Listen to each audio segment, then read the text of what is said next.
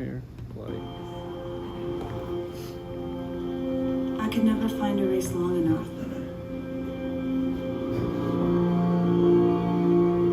I ran 100-mile races through the mountains. Running took me to some of the most beautiful and remote places on Earth.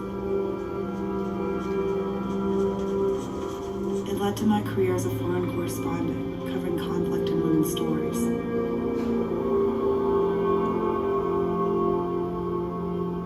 It took running thousands of miles around the world to face the path back home.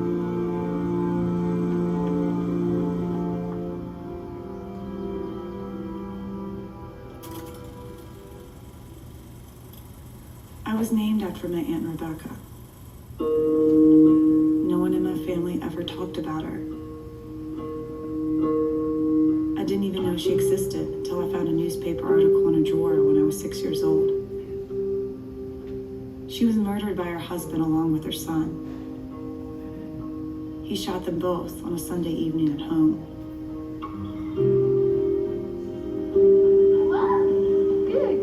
I found out my other aunt was being abused too. It eventually killed her. She left behind dozens of journals.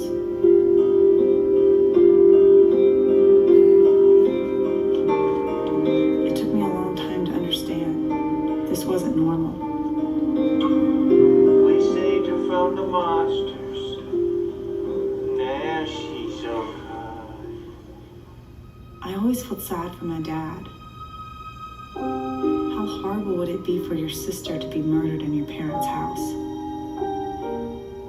But then I watched this man, my first love, also abuse everyone around him.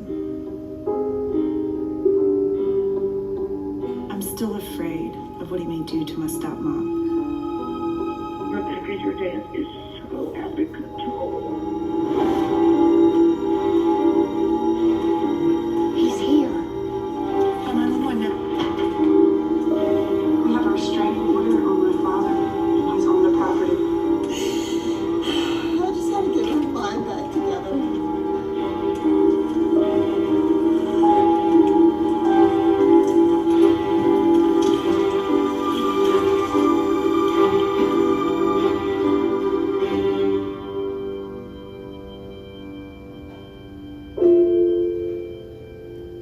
You have ran, Rebecca, as long as I can remember. My aunts left me their stories. I find pieces of them everywhere. There's something they want me to do. I'm trying to figure out what that is.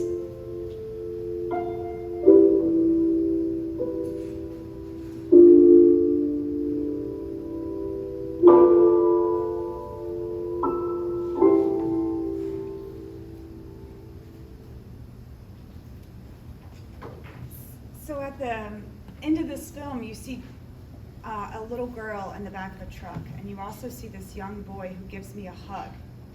And those are my cousins, Patrick and Cheyenne. Patrick was the little boy who, at 11, I realized how tormented he was by his mom's trauma. We have been on this incredible journey since 2013 of healing. That young man is now a sophomore at Chapel Hill. Please God, he's finishing his last paper today of the semester. And he has a full scholarship. He's majoring in linguistics. It is absolutely possible to get to the other side because I've seen it happen. I'm now living in Floyd, Virginia. I was one of the great, the exodus that left New York last year when COVID hit. I was one of those people. But I moved to New York because my cousin Cheyenne, who you see in this film, her mom was in jail for the 4th time in 3 years. And I realized that she was in a terrible situation. And I had to help her. And I'm at that place in my life where I can do just that.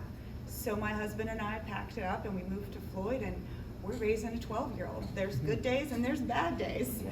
I hope the babysitter's having a good day this morning.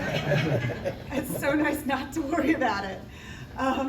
But you know, what I see is that it is possible for Cheyenne to have a very different future than what the past 60 years have been like for her great-grandmother who was murdered by her husband, and her grandmother who unfortunately has been with one abusive partner after another, and her mother who was in a similar situation and, like so many people in America, is addicted to prescription drugs.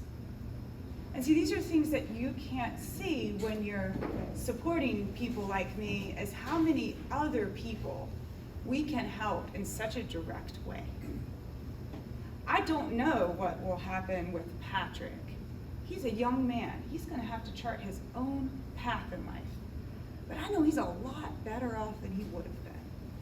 I don't know what's gonna happen with Cheyenne, but she's definitely seen another way life can be. And I hope more than anything, that's what this film shows, is that we cannot be silent. We cannot hide in darkness. We have to say what this is. We have to name it. And then we have to change it. And in my one little life, I've been able to do some of that. And I hope that after me, that will continue to change in my family. And so I just want to thank you for all the stories and all the people I have been able to meet in my life, the stories I've been able to tell because of you, and most importantly, for the way you have empowered me to help my own family, to change a generation. We're still very much in the process of getting this film, it's definitely off the ground, but if every little bit helps to make this film possible.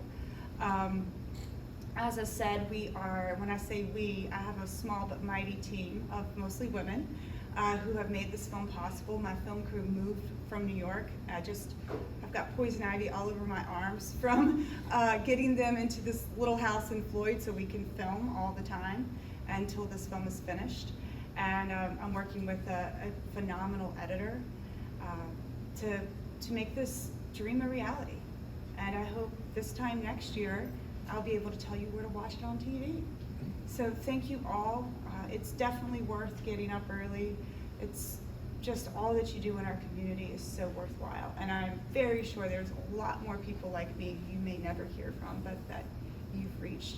So thank you so much, and I'm happy to answer any questions you may have.